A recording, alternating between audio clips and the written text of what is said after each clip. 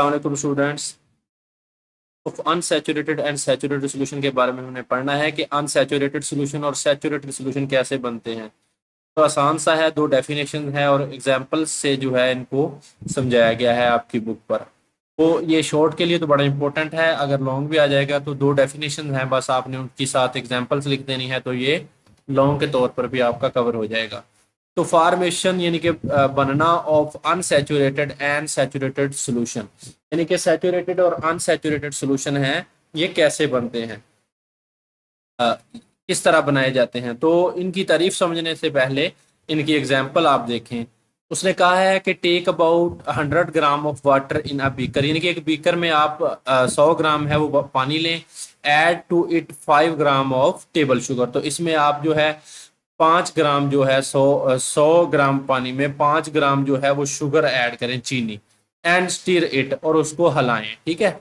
The sugar will dissolve in water, तो जो sugar है वो पानी में क्या हो जाएगी, हल हो जाएगी। यानी कि एक बीकर में आपने 100 ग्राम पानी लेना है, 5 ग्राम चीनी लेनी है, और इसे क्या करना है, उसको हलाना है, तो वो पानी में हल हो जाएगी, ठीक है। आपको वो एक स्नैरियो दे रहा है कि आप उसको समझने की कोशिश करें।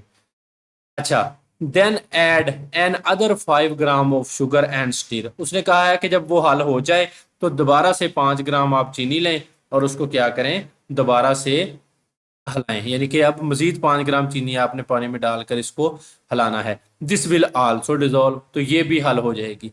यानी कि 5 ग्राम पहले डाली, उसको हलाया, वो हल होगी, फिर 5 ग्राम और चीनी डाली उस 100 ग्राम पानी में, तो पानी नहीं और डालना, बस चीनी डालनी है 2 दफा, ठीक है ना। This solution is called an unsaturated solution, तो ये सोल्यूशन जो होगा, इसको जब ये चीनी दूसरी दफा डालेंगे ये भी पानी में हल हो जाएगी, तो इस सोल्यूशन को हम बोलेंगे अनसैचुरेटेड सोल्यूशन, ठीक है। तो इसको अनसैचुरेटेड सोल्यूशन क्यों बोलना है, उसकी तारीफ पढ़ेंगे तो आपको समझ लग जाएगा। तो ये इसकी वजह, यहां से आपने इसकी डेफिनेशन लिखनी है। A solution on which can dissolve more amount of a solute at a particular temperature is called an unsaturated solution, यानी कि ऐसा solution जिसमें एक खास दर्जा हरारत पर, पार्टिकुलर टेम्परेचर मतलब खास दर्जा हरारत पर ज्यादा जो मकदार है, वो अमाउंट ऑफ सल्यूट है वो हल हो जाए, उसे हम अनसैचुरेटेड सोल्यूशन कहते हैं। देखिए सल्यूट क्या होता है, मैंने पिछले लेक्चर में बताया था। एक सोल्यूशन में जो चीज़ कम मकदार में होती है वो सल्यूट होती है, जो ज़्यादा होती है वो सोल्यूशन सॉल्वेंट होती है। मिसाल के तौर पर चीनी और पानी का सोल्यूशन है, तो चीनी कम मकदार में है, ये सल्यूट है, और जो पानी है वो ज़्यादा मकदार में है, तो वो सॉल्वेंट है। तो ये क्या तारीफ है अनसैचुरेटेड सोल्यूशन की, कि ऐसा सोल्यूशन, यहां से आपने डेफिनेशन लिखनी है बच्चे इसकी, ऐसा सोल्यूशन जो किसी खास दर्जा हरारत पर सल्यूट की मजीद मकदार को हल कर सके, उसे हम अनसैचुरेटेड सोल्यूशन कहते हैं, ठीक है। तो ये अनसैचुरेटेड सोल्यूशन की क्या होगी, डेफिनेशन होगी। अब आप आगे सिनेरियो है, इसको मजीद पढ़ें ताकि आपको सैचुरेटेड सोल्यूशन है उसकी समझ आ सके। यहां तक तो हो गया अनसैचुरेटेड सोल्यूशन, ठीक है। अब उसने क्या बोला है, continue adding sugar in the above solution, ने कहा है कि इस सोल्यूशन में चीनी ऐड करते जाएं, चीनी को शामिल करते जाएं, ऊपर बनाए गए सोल्यूशन में चीनी है और डालें और हलाएं। देखें 2 दफा चीनी डाली है तो चीनी हल हो गई है, ठीक है। तो उसने कहा है कि अब दोबारा आप चीनी डालें तीसरी दफा। एज दी क्वांटिटी, क्वांटिटी का मतलब होता है मिकदार, एज दी जैसे जैसे, as the quantity of sugar in water increases, यानी कि जैसे जैसे शुगर की मकदार पानी में बढ़ाते जाएंगे, it dissolution it dissolution will become more difficult, इसकी जो हल पजीरियत है वो क्या है, मुश्किल होती जाएगी। अब ये तो नहीं है ना कि एक 100 ग्राम पानी है और उसमें आप कोई 1 किलो चीनी ऐड कर सकें, ऐसे तो नहीं ना हो सकता। यानी कि इसका यही मतलब है कि जैसे जैसे चीनी की मकदार सोल्यूशन में बढ़ती जाएगी, इसका हल होना क्या है, मुश्किल होता जाएगा, ठीक है। अच्छा, आ स्टेज कम्स, एक ऐसी स्टेज आएगी, ऐसा वक्त आएगा, when no more sugar will dissolve in water at this temperature, तो जब एक ऐसा वक्त आएगा, मरहला आएगा, जब सोल्यूशन चीनी को हल नहीं कर सकेगा और जो चीनी इसमें डाली जाएगी वो तह में बैठना शुरू हो जाएगी, ठीक है। Any more sugar added this stage will settle down at the bottom of the beaker, यानी कि जो भी आप चीनी डालेंगे वो सेटल डाउन बैठ जाएगी एट द बॉटम, तय में, ऑफ द बीकर, बीकर की तय में बैठना शुरू कर देगी। This solution is called a saturated solution at a particular temperature of the process. ठीक है, तो ये वाला जो सोल्यूशन बनेगा, इस सूरत हाल में जो सोल्यूशन बनेगा, इसको हम सैचुरेटेड सोल्यूशन बोलेंगे। ठीक है, तो ये हो गया सैचुरेटेड। अब इसकी क्या है बच्चे, आगे डेफिनेशन आपने लिखनी है यहां से। ये है सैचुरेटेड सोल्यूशन की, ये ऊपर जो मैंने आपको बताई है, ये यहां से लेकर यहां तक ये है अनसैचुरेटेड की। अब सैचुरेटेड, आपने सिनेरियो समझ लिया, अब आपको तारीफ समझ लग जाएगी। अ सोल्यूशन कौन सा होता है सैचुरेटेड सोल्यूशन?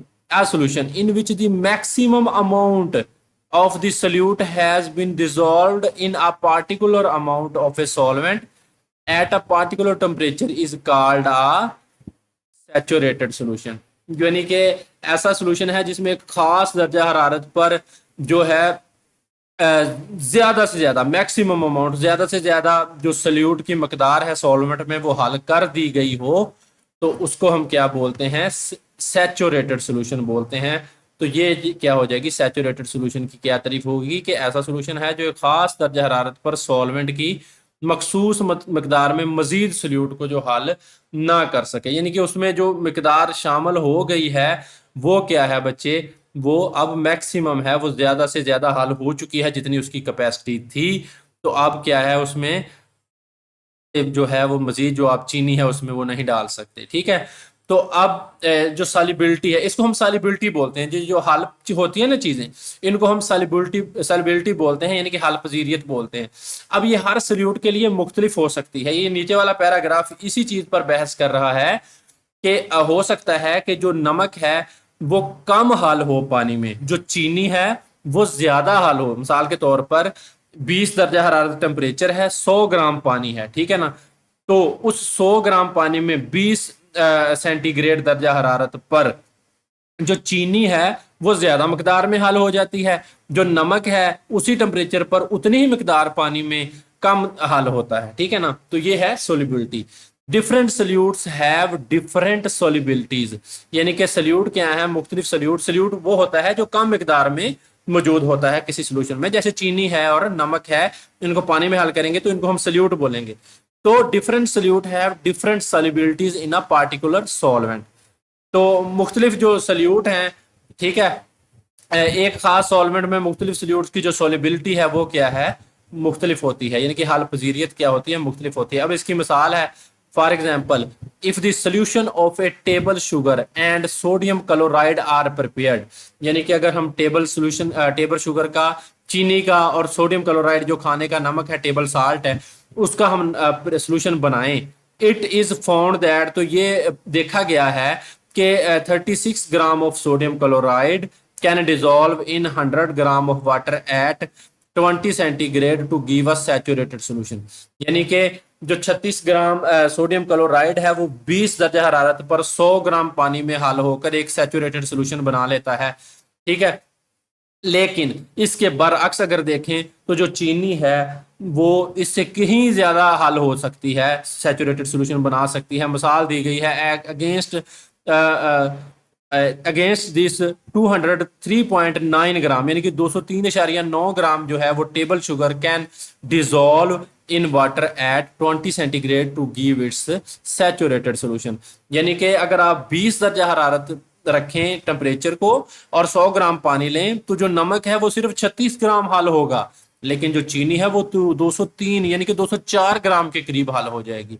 तो ये क्या है कि डिफरेंट सोलिबिलिटी है मुख्तलिफ सोल्यूट्स की एक सॉल्वेंट में। ठीक है, and in other words the solubility of table sugar in water is far greater than of sodium chloride at 20 centigrade. तो इसका मतलब ये हुआ कि जो चीनी है उसकी सोलिबिलिटी टेबल साल्ट से कहीं ज्यादा है। टेबल साल्ट तो सिर्फ 36 ग्राम हल हो रहा है 100 ग्राम पानी में, लेकिन जो चीनी है वो 203.9 ग्राम हल हो रही है। ठीक है, this is due to the fact that, अब इसकी वजह क्या है, अब ये सवाल आपसे इस तरह पूछा जा सकता है कि एक खास दर्जा हरारत पर जो चीनी है उसकी सोलिबिलिटी नमक की सोलिबिलिटी से ज्यादा क्यों है। तो बच्चे उसका जवाब आपने ये लिखना है, this is due to the fact, ये इस वजह से है कि sugar molecules are larger than salt ions, कि जो शुगर के मालिक्यूल हैं वो नमक के जो आयंस हैं उनसे क्या हैं, बड़े हैं। So more water molecules can surround a single sugar molecule,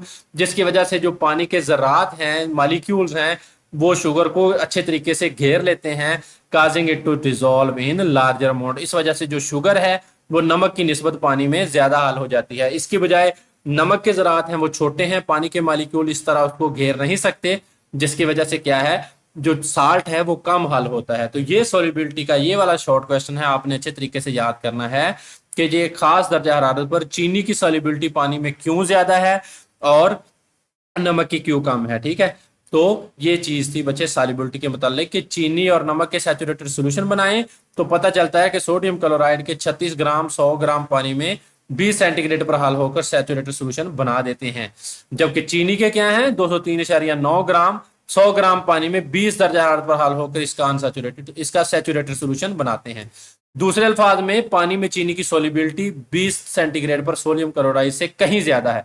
अब ये सवाल है कि पानी की जो पानी में चीनी की जो सोलिबिलिटी है वो 20 सेंटीग्रेड पर सोडियम क्लोराइड से कहीं ज्यादा है, क्यों ज्यादा है? तो ये आपने इस सवाल का जवाब देना है कि इसकी वजह यह है कि चीनी के मालिक्यूल सोडियम क्लोराइड के आयन से बड़े होते हैं, इसलिए पानी के बहुत से मालिक्यूल चीनी के एक मालिक्यूल के गिर्द इकट्ठा होते हैं, जिसकी वजह से इसकी सॉल्युबिलिटी क्या है वो इंक्रीज हो जाती है। तो ये थी वजह कि पानी में चीनी है वो ज्यादा हाल पजीर क्यों है और नमक है वो कम हाल पजीर क्यों है। तो ये सैचुरेटेड सोल्यूशन अनसैचुरेटेड सोल्यूशन की तारीफ, ये दो चीजें इनकी मिसालें बच्चे। और क्या है कि चीनी की सॉल्युबिलिटी 20 दर्जा हरारत पर 100 ग्राम पानी में नमक की सॉल्युबिलिटी से ज्यादा क्यों है, तो इसकी वजह मैंने आपको ये आखिरी लाइनों में बता दी है। चले बच्चे, ये सैचुरेटेड और अनसैचुरेटेड सोल्यूशन था। अगले लेक्चर में हम देखते हैं कि टेम्परेचर का सॉल्युबिलिटी पे क्या असर होता है, इसी से रिलेटेड है। ठीक है, इसी से मिलता जुलता टॉपिक है, इसको हम अगले लेक्चर में कवर करते हैं। बहुत शुक्रिया बच्चे, चैनल को सब्सक्राइब कीजिए, वीडियोस को भी लाइक कीजिए, दोस्तों के साथ भी शेयर कीजिए। और इसके अलावा बच्चे मैंने जो बायोलॉजी है उसका तकरीबन 6ठा चैप्टर है वो स्टार्ट हो चुका है, एक्सरसाइज हर चीज़ है वो सॉल्व हो चुकी है, पहले 5 चैप्टर हैं जो उनके, तो आप वो भी देख सकते हैं। यहाँ पे आपको लिंक में मिल जाएगी, यहाँ पे डिस्क्रिप्शन में लिंक मिल जाएगा उनका। और उसके अलावा आप प्ले लिस्ट भी खोल सकते हैं, वहाँ से आपको जो दूसरे चैप्टर्स हैं वो दूसरा जो आपका सिलेबस की चीज़ें हैं वो भी आपको मिल जाएंगी। और अक्सर वीडियोस के नीचे मैं बच्चे कोशिश कर रहा हूँ कि आपके जो इम्पोर्टेंट शॉर्ट MCQs हैं वो भी मैं डिस्क्रिप्शन, अगर आप डिस्क्रिप्शन पे सी मोर पे क्लिक करेंगे तो वहाँ पे आपको मिलेंगे MCQs जो बोर्ड के पॉइंट ऑफ व्यू से इंपॉर्टेंट है, मैं वो भी डाल रहा हूँ। चलें बच्चे, बहुत शुक्रिया, अल्लाह हाफिज़।